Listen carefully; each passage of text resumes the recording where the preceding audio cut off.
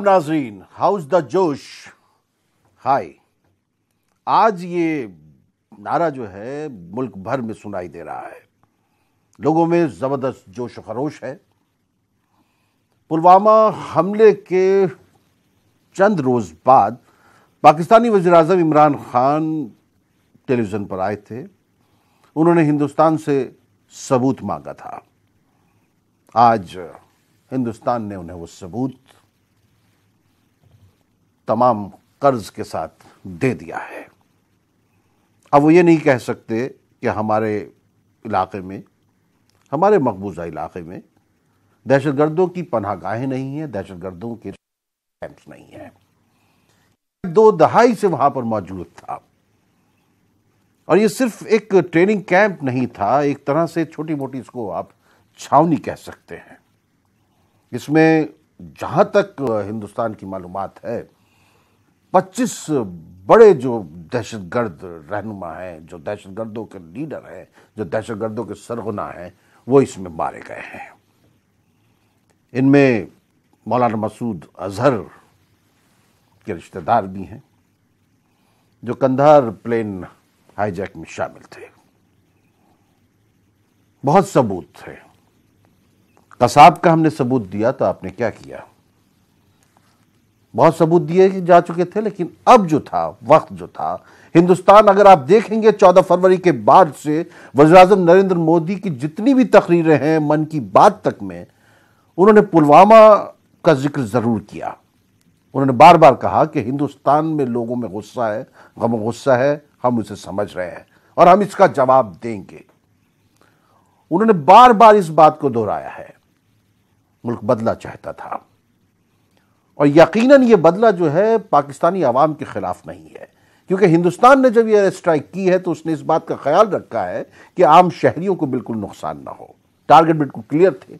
वो दहशतगर्द जिनके बारे में इमरान खान खुद भी कहते हैं कि पाकिस्तानियों को भी तंग करते हैं, दहशतगर्दी के शिकार पाकिस्तानी भी हैं। अगर पाकिस्तानी दहशतगर्दों के शिकार हैं तो फिर इमरान खान को और पूरे पाकिस्तानी अवाम को हिंदुस्तान का शुक्रगुजार होना चाहिए कि उसने उन दहशतगर्दों को निशाना बनाया जो यकीनन आगे चल के पेशावर भी कर सकते थे। तो हमारे साथ इसी सब पर हम लोग बहस करेंगे, इसी सब पर गौर करेंगे। हमारे साथ 4 खास मेहमान इस वक्त मौजूद हैं।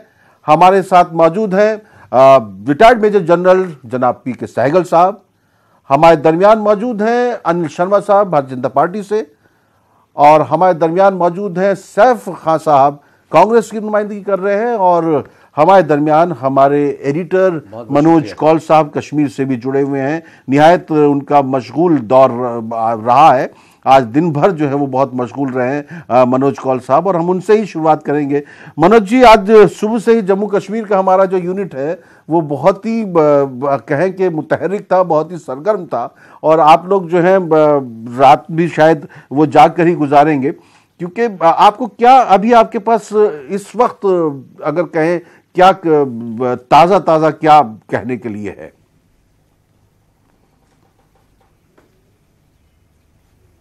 देखिए तहसीन, जैसे आपने कहा कि आज सुबह से जैसे ये खबर आई कि इंडियन एयरफोर्स ने हमला कर दिया है उन जैश मोहम्मद तंजीम के कैंपों पर जो कि पीओके और पाकिस्तान के दूसरे हिस्सों में कायम किए गए थे, तो उसके बाद से लगातार जितने भी अपडेट्स आए वो हमने अपने नाजरीन तक पहुंचाए, और जो भी खबरें जुड़ी हुई की आवाज नहीं आ रही है। तो जहां तक आपने जिक्र किया कि अभी हमारे पास किस तरह के आवाज आ रही है आपको?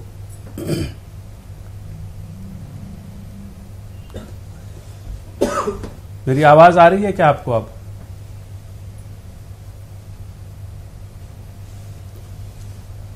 हेलो, आपको मेरी आवाज मिल रही है? हाँ जी मनोज बोलिए, आपकी आवाज आ रही है जी। आवाज मिल रही है? बिल्कुल मिल रही है मनोज, बोलिए। अच्छा तहसीन, जैसे मैं कह रहा था कि हम जैसे ही सुबह ये खबर आई कि इंडियन एयरफोर्स के तैयारों ने जो मिराज तैयारे हैं उन्होंने पाकिस्तान अधिकृत कश्मीर और बाकी जो पाकिस्तान के कुछ हिस्सों में जहां जैश के ट्रेनिंग कैंप्स थे उन पे हमला कर दिया। तो उसके साथ साथ जितने भी अपडेट्स इसमें दिन भर हमने अपने नाज़रीन तक पहुंचाए, और साथ ही हम दिन में भी ये बात कर रहे थे कि जिस तरह का हमला हुआ है पाकिस्तान के अंदर, जो पाकिस्तान मान भी गया है कि हाँ हमला हुआ है, हालांकि उन्होंने जो वहाँ नुकसान हुआ है उसके लिए ये कहा कि नुकसान कुछ हुआ नहीं। तो ये खदशा जाहिर किया जा रहा था कि पाकिस्तान रिटेलिएट करेगा, और वैसा ही आज शाम लगभग 5:40 पे हुआ। वो सबसे पहले हमने खबर बताई थी, वो जो पूंछ में कई जगहों पर पाकिस्तान की तरफ से बालाकोट सेक्टर हो या कुछ उसके साथ जो और सेक्टर्स हैं वहाँ शदीद गोलाबारी की गई है। साथ ही राजौरी का जो नौशेरा सेक्टर है, कृष्णा घाटी सेक्टर है पूंछ का, और साथ भी हमारे पास अभी ये भी इतला मिल रही है तहसीन की अखनूर का जो सेक्टर है वहाँ पर भी गोलाबारी हो रही है पाकिस्तान की तरफ से। और इसमें ख़ास बात ये देखने को अभी मिली है कि जो हमारे वहाँ के जो हमारे नुमाइंदे हैं ख़ासतौर पर पूंछ के, तो उनका ये कहना था कि जो शहरी आबादी है उसको निशाना बनाया जा रहा है। तो जिस तरह का खदशा जाहिर किया जा रहा था बिल्कुल ऐसा ही आज देखने को मिला है। और फिलहाल जब हम आपसे बात कर रहे हैं तो इन इलाकों में अभी भी गोलाबारी जारी है पाकिस्तान की तरफ से। हालांकि भारतीय अफवाज जो हैं गोलाबारी का जवाब दे रहे हैं, जिस तरह का जवाब देना चाहिए वो जवाब दिया जा रहा है, लेकिन अभी भी गोलाबारी वहां चल रही है। जी तहसीन। जनरल सहगल, हम आपकी तरफ आएंगे। जो पाकिस्तान का ये रद्द अमल है, ये क्या जो है घबराहट में और उठाया हुआ कदम है, और पाकिस्तान जो है बहुत बुरी तरह घबराया हुआ है, उसके बाद उसने ये जो इस तरह के जो सीज फायर वायलेशन कर रहा है ये?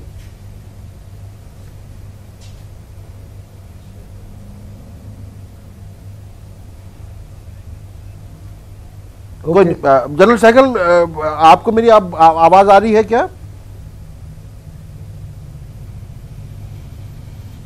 हाँ अभी आ रही है। हम आप हाँ जनरल सहगल, मैं तहसीन मुनव्वर बोल रहा हूँ। सवाल मेरे से पूछा मुझे ये बताइए। हाँ मैं आपसे पूछ रहा हूँ कि पाकिस्तान ने अभी देखिए सीज फायर किया है। हाँ पाकिस्तान ने अभी सीज फायर वायलेशन किया है। क्या पाकिस्तान घबरा गया है, घबराहट का शिकार है, या अपने मुल्क के आवाम को दिखाना चाहता है कि भाई हम जाग रहे हैं?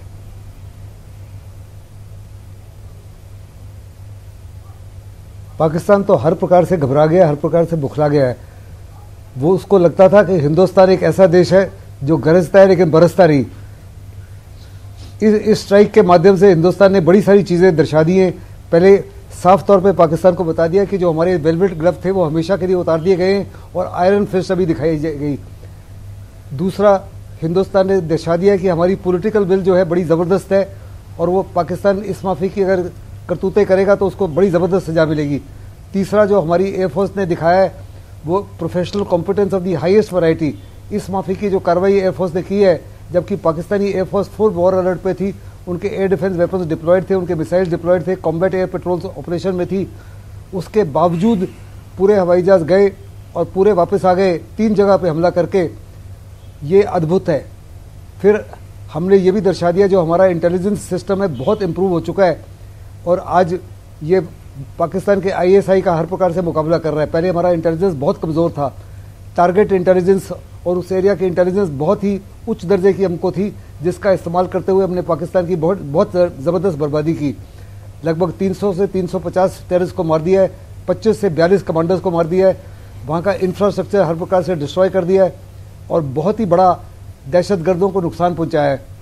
पाकिस्तान जो है जनरल सहगल, मैं आपसे एक सवाल पूछना चाहता हूं। नहीं कर सकेगा क्योंकि हमने बड़े सोच समझ के किसी प्रकार बिल्कुल जनरल सहगल, मैं आपसे एक सवाल पूछना चाहता हूं। जनरल सहगल, मैं आपसे एक सवाल पूछना चाहता हूं। टारगेट को नहीं हिट किया, कोई एयरफोर्स के टारगेट को नहीं हिट किया, कोई इंडस्ट्री को नहीं हिट किया, तो और हमने वही कार्रवाई किया जो हमारा हक बनता है। हमने right of self defence exercise किया और पूरी दुनिया हमारे साथ जुड़ी हुई है। अगर पाकिस्तान कोई भी कार्रवाई करता है तो कौन से टारगेट के अगेंस्ट करेगा? क्या वो हमारी एयरफोर्स के को हिट करेगा, आर्मी को हिट करेगा, या सिविलियन एरिया को हिट करेगा? क्योंकि that will be a major act of war, और पाकिस्तान जानता है। ठीक है, हिंदुस्तान की तरफ। ठीक है जनरल सहगल, मुझे ये बताइए कि ये जो ट्रेनिंग कैंप है, पिछले दो दहाइयों से वहां पर मौजूद थे, 10-20 साल से ये ट्रेनिंग कैंप्स वहां पर मौजूद थे। आप उन इलाकों में रहे भी हैं, आप जो कश्मीर में भी रहे हैं, तो ये उस वक्त या इस मुद्दत में क्या कभी हुकूमतों ने ये फैसला नहीं किया क्या उनके पास क्या ऐसी कमजोरी थी कि वो जो है इन पर अटैक नहीं कर पाए?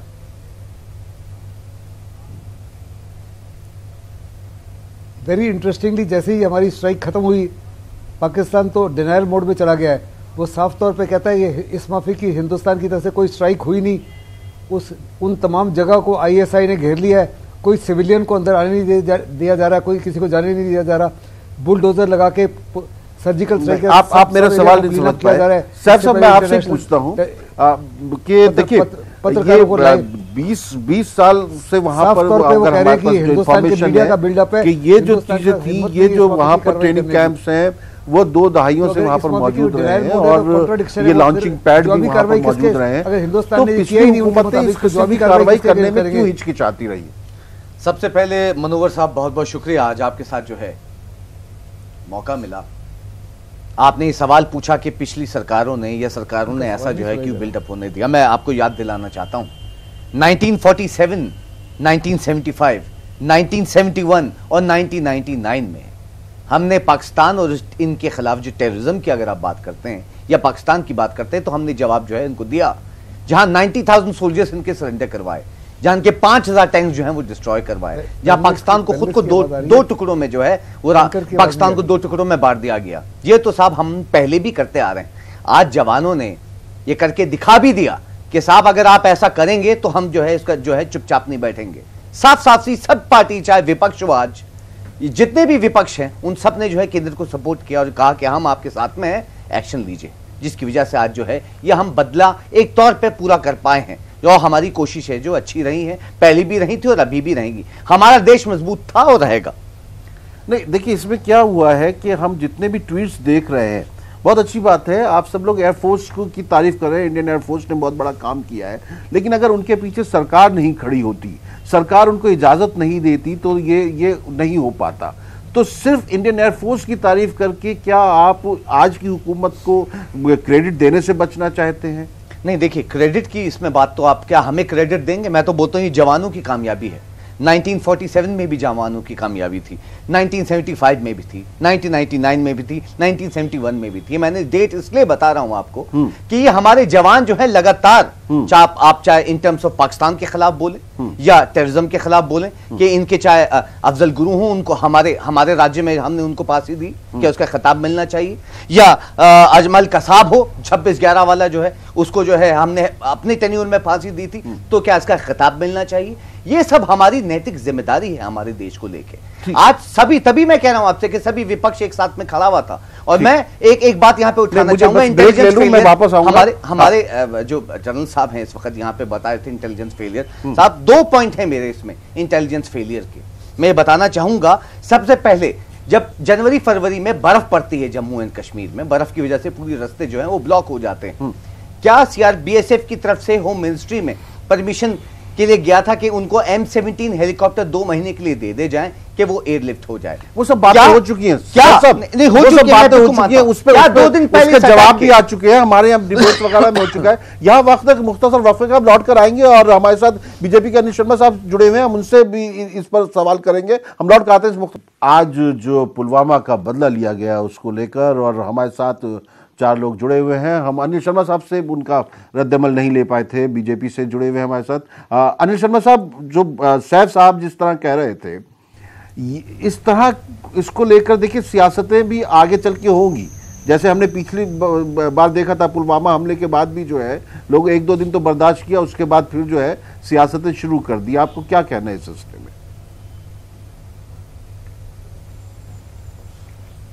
देखिए, सबसे पहले तो मैं आपकी वसाकत से अपने एयरफोर्स के जवानों को और अपनी आर्मी के जवानों को बहुत बहुत बधाई देता हूं कि जो उन्होंने एयर स्ट्राइक करके जो एक बदला जो है वो मिलिटेंट ऑर्गेनाइजेशन के ऊपर हमला करके जो है एक बदला जो है वो लिया है। और उसके साथ साथ मैं ये भी कहना चाहूँगा कि जहाँ जम्मू कश्मीर के अंदर आज जो है पुंछ घाटी के अंदर जो है पाकिस्तान की तरफ से जो है सीज फायर का उल्लंघन जो है वो किया जा रहा है, और उसके साथ साथ नौशहरा के अंदर भी जो है, और भी कई जगह पे जो है वो उसकी तरफ से, पाकिस्तान की तरफ से जो है वो गोले जो है वो दागे जा रहे हैं, लेकिन हमारे आर्मी के जवान जो है मुंह तोड़ जवाब जो है उनको दे रहे हैं।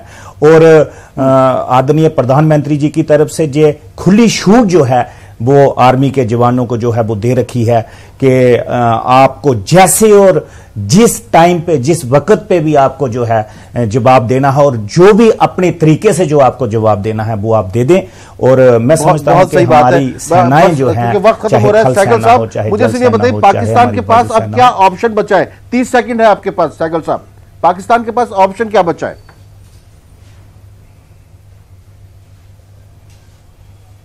देखो, पाकिस्तान के पास कुछ ऑप्शंस हैं। पहली बात है, वहाँ के पॉलिटिकल लीडर्स हैं, वो पाकिस्तान के प्रधानमंत्री को कह रहे हैं कि आपको कोई जवाबी कार्रवाई करनी है। उन्होंने भी कहा है हम जवाबी कार्रवाई करेंगे, लेकिन सोच समझ के अपने समय पर करेंगे। उनके बहुत स्लीपर सेल्स हैं, इंडिया में मॉड्यूल्स हैं, वो हमारे सॉफ्ट टारगेट्स को हिट कर सकते हैं। Along the line of control cease fire violation बढ़ सकती है, सीज फायर घुसपैठी की हरकतें बढ़ सकती हैं। दिल्ली के अंदर स्लीपर सेल्स को एक्टिवेट किया जा सकता है, मॉड्यूल्स को एक्टिवेट किया जा सकता है। हमारे मेट्रो स्टेशन में हमले हो सकते हैं, हमारे आइकॉनिक बिल्डिंग्स में हमले हो सकते हैं, टूरिस्ट सेंटर्स में हमले हो सकते हैं। यही चीज पाकिस्तान कर सकता है। उसके अलावा मैं जाते जाते परवेज मुशर्रफ का एक बयान बताना चाहता हूं। बिल्कुल वक्त नहीं है। वो बता रहे थे कि अगर इंडिया चाहे 20 बम में ही पाकिस्तान को खत्म कर सकता है तो पाकिस्तान को याद रखना चाहिए। नहीं, वक्त बिल्कुल कम है, लेकिन हम आपको देखिए छोड़ के जा रहे हैं इस बेसाख्ता के साथ, और लेकिन हम पूरे मुल्क से ये कह रहे हैं कि जिस तरह सैगल साहब ने कहा है कि वो सॉफ्ट टारगेट्स वगैरह इन्वॉल्व कर सकते हैं, पूरे मुल्क को इस वक्त जो है एहतियात बरतने की, अलर्ट रहने की जरूरत है, अपने आसपास नजर रखने की जरूरत है। बहुत बहुत शुक्रिया, और आप देखिए आज का बेसाख्ता।